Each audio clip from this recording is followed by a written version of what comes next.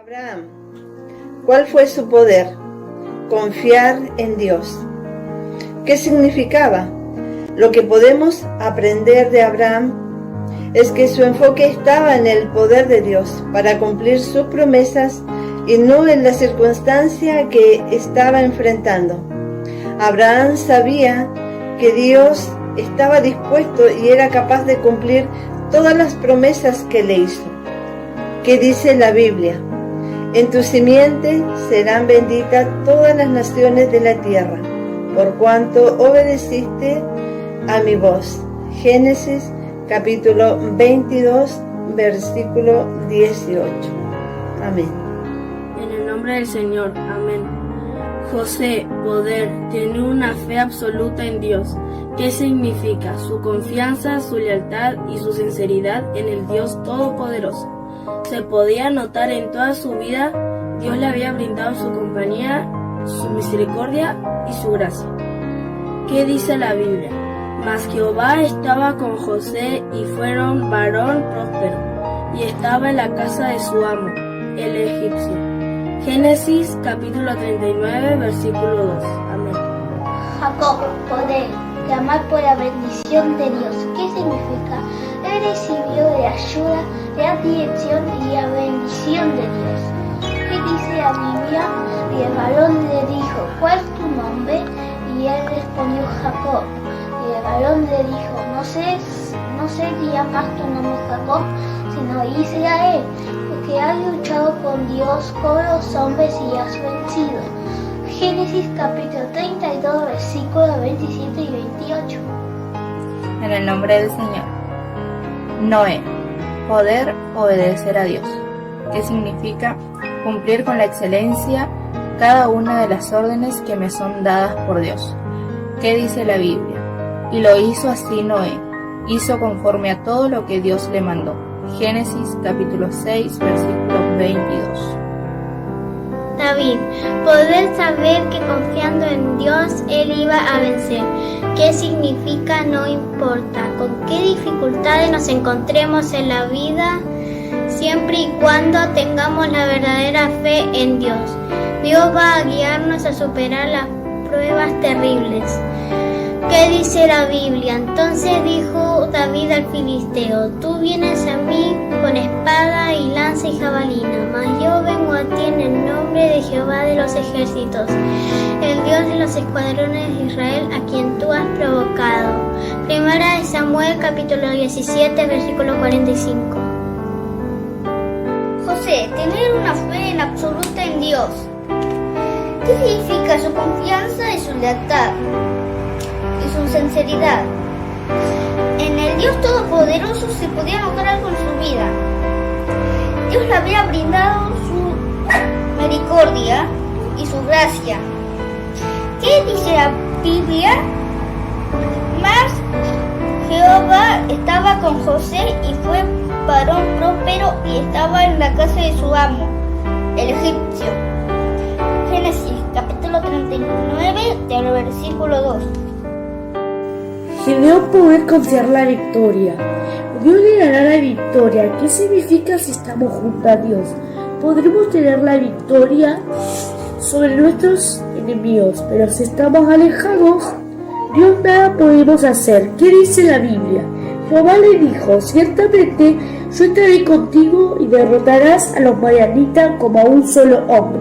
Jueces capítulo 6, versículo 16. A ver, poder dar la mejor ofrenda. ¿Qué significa? Aprender a darle a Dios lo mejor, no cualquier cosa, no lo que nos sirve, sino lo que Él merece. ¿Qué dice la Biblia? Abel trajo también de los primogénitos de su oveja lo más gordo de ellas, y miró Jehová con agrado a Abel y su ofrenda. Génesis capítulo 4, versículo 4. En el nombre del Señor, amén. José, poder, tiene una fe absoluta en Dios. ¿Qué significa? Su confianza, su lealtad y su sinceridad en el Dios Todopoderoso. Se podía notar en toda su vida, Dios le había brindado su compañía, su misericordia y su gracia. ¿Qué dice la Biblia? Mas Jehová estaba con José y fueron varón próspero, y estaba en la casa de su amo, el egipcio. Génesis capítulo 39, versículo 2. Amén. En esta hora vamos a hablar de Moisés. ¿Cuál fue su poder? Confiar en que Dios iba a cumplir su promesa. ¿Qué significaba? Que debemos tener fe en la promesa de Dios y demostrarla con las decisiones que tomamos. ¿Qué dice la Biblia? Porque tanto dirás a los hijos de Israel: yo soy Jehová, y yo os sacaré de debajo de las tareas pesadas de Egipto, y os libraré de su servidumbre, y os redimiré con brazo extendido y con juicios grandes. Génesis capítulo 6, versículo 6. Amén.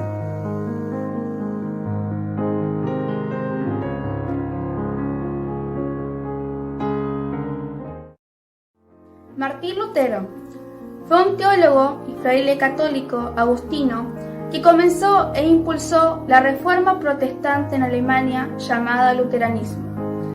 En julio de 1505 quedó atrapado en una tormenta y fue alcanzado por un rayo. Ante la perspectiva de la muerte, temió tener que enfrentarse a Dios sin estar preparado, por lo que invocó a Santa Ana, patrona de los mineros, y decidió convertirse en monje. Menos de 2 semanas después, Lutero llamó a la puerta de un claustro agustiniano de Erfurt y pidió ser aceptado en la orden. Impulsado por la búsqueda de un Dios misericordioso y por el miedo a perderse la vida después de la muerte, Lutero vio la oportunidad de experimentar una vida plena dentro de los muros del monasterio.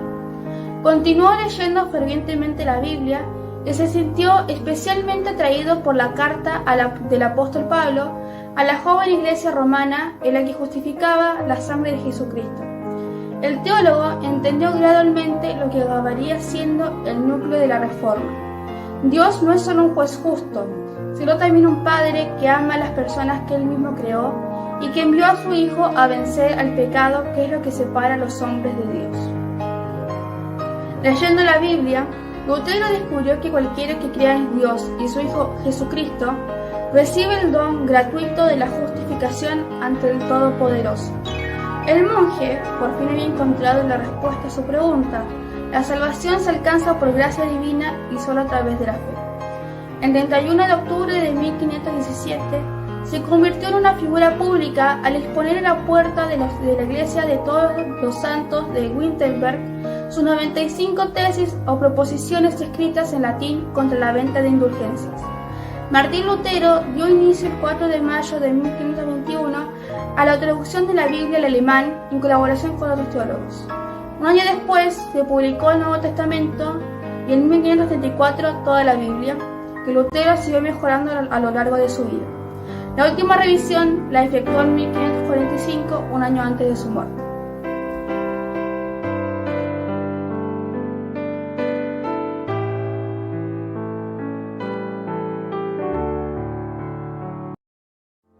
La Biblia del Oso. Nacida del siglo del oro, esta fue la primera Biblia en traducirse completamente al español, desde su idioma original, el hebreo y el griego. El monje Casiodoro de Reina fue quien tradujo completamente la Biblia, y una vez publicado fue perseguido y la mayoría de sus publicaciones fueron quemadas. Es conocida como la Biblia del Oso, ya que en su portada se puede ver un oso tratando de alcanzar un panal de miel sobre la rama de un árbol. Casiodoro de Reina trabajó durante 12 años aproximadamente en su traducción. Comenzó en 1565, cuando había terminado de traducir el Antiguo Testamento de hebreo.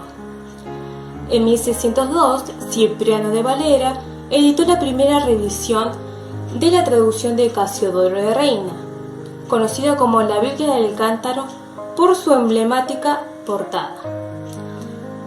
La traducción al castellano y la publicación de la Biblia del Oso produjo un hecho extraordinario y único dentro del mundo cristiano.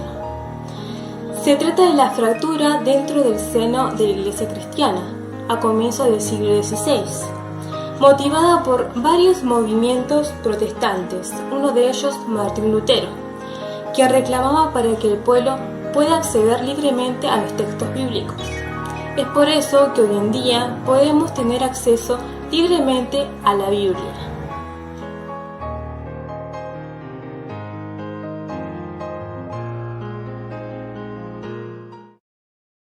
Él es el Verbo. Juan, capítulo 1, versículos 1, 3 y 14. El escritor Warren W. Wiersbe, en su libro Bosquejos expositivos de la Biblia, hace un comentario acerca de esta parte del Evangelio de Juan. Así como todas nuestras palabras revelan nuestra mente y corazón, Cristo revela a los hombres la mente y corazón de Dios. El que me ha visto a mí, ha visto al Padre. Juan, capítulo 14, versículo 9. Una palabra o verbo se compone de letras. Y Cristo es el alfa y el omega. El alfa y el omega son la primera y última letra del alfabeto griego. Apocalipsis, capítulo 22, versículo 13. Quien nos deletrea el amor de Dios. En Génesis, capítulo 1, Dios creó todo por medio de su palabra. Y Colosenses, capítulo 1, 16 y 2 de Pedro 3, 5 indican que esta palabra era Cristo. En tanto que Dios se puede conocer en parte a través de la naturaleza y de la historia, se le conoce a plenitud a través de su Hijo. Hebreos, capítulo 1, versículos 1 y 2. Cristo como el Verbo trae gracia y verdad. Juan, capítulo 1, versículos 14 y 17. Pero si los hombres no le reciben, esa palabra se convierte en ira y juicio. Apocalipsis, capítulo 19, versículo 13. La Biblia es la palabra escrita de Dios y Cristo es el Verbo de Dios, vivo y encarnado. Entonces, ¿cómo no amar la palabra de Dios? Verbo significa palabra. Este Verbo se hizo carne, o sea, la palabra se hizo carne. Jesús se hizo carne y habitó entre nosotros. Reconozco que mi mente limitada no alcanza a comprender, pero mi corazón se goza en Cristo mi Salvador. El Verbo de Dios, que vino al mundo para iluminarnos el camino de la vida eterna y el perdón de pecados por su sangre vertida en la cruz. Amén y amén. Si el Verbo es Jesucristo, si Jesucristo es la palabra, si por la palabra de Dios fueron hechas todas las cosas, si la palabra de Dios está a nuestro alcance, en el libro de los libros, que es la Santa Biblia, ¿cómo no interesarnos en leerla, oírla y guardarla? Bienaventurado el que lee, y los que oyen las palabras de esta profecía, y guardan las cosas en ellas escritas, porque el tiempo está cerca. Apocalipsis, capítulo 1, versículo 3. No volverá vacía, porque como desciende de los cielos la lluvia y la nieve, y no vuelve allá, sino que riega la tierra y la hace germinar y producir, y da semilla al que siembra, y pan al que come, así será mi palabra que sale de mi boca. No volverá a mi vacía, sino que hará lo que yo quiero, y será prosperada en aquello para lo que la envíe. Isaías, capítulo 55, el versículo del 10 al 11.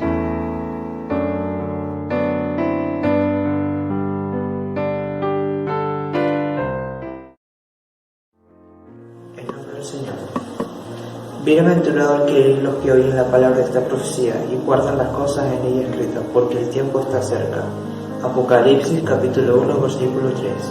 Un gran tesoro. Septiembre es el mes de la Biblia, o sea, el mes de la palabra de Dios. Y se andarán preguntando, ¿por qué dirá el Señor, bienaventurado el que lee y los que oyen la palabra de esta profecía y guardan las cosas en ella escritas, porque el tiempo está cerca? Ha de ser así porque esta palabra produce un efecto sorprendente en nuestro corazón que hemos aceptado a Jesucristo como nuestro Salvador personal. Ya vosotros estáis limpios por la palabra que hoy he hablado. San Juan capítulo 15 versículo 3. Maravillosa virtud de esta palabra al producir limpieza de corazón al que lee, oye y guarda su palabra. En San Juan capítulo 8 versículo 51 dice: de cierto os digo, que el que guarda mi palabra nunca verá muerte. Los judíos al oír esto no le creyeron, mas le dijeron que tenía demonio. Pero Dios quiere que hoy creamos en su palabra, que creamos la palabra de su Hijo Jesucristo, y que la guardemos como un gran tesoro. Amén. Su palabra no pasará. El cielo y la tierra pasarán, pero mis palabras no pasarán. San Lucas capítulo 21, versículo 33. Todo pasará o terminará, pero su palabra permanece. Ella es la causa primera de todas las cosas que nuestra mente finita no puede comprender, pero llegará aquel día en que lo comprenderemos todos. En San Juan capítulo 14, versículo 20 dice: En aquel día vosotros conoceréis que yo estoy en mi Padre, y vosotros en mí y yo en vosotros. Es indiscutiblemente grande es el misterio de la piedad, Dios manifestado en carne, justificado en el Espíritu, visto de los ángeles, predicado a los gentiles, creído en el mundo, recibido arriba en gloria. Primera de Timoteo capítulo 3, versículo 16. Amén.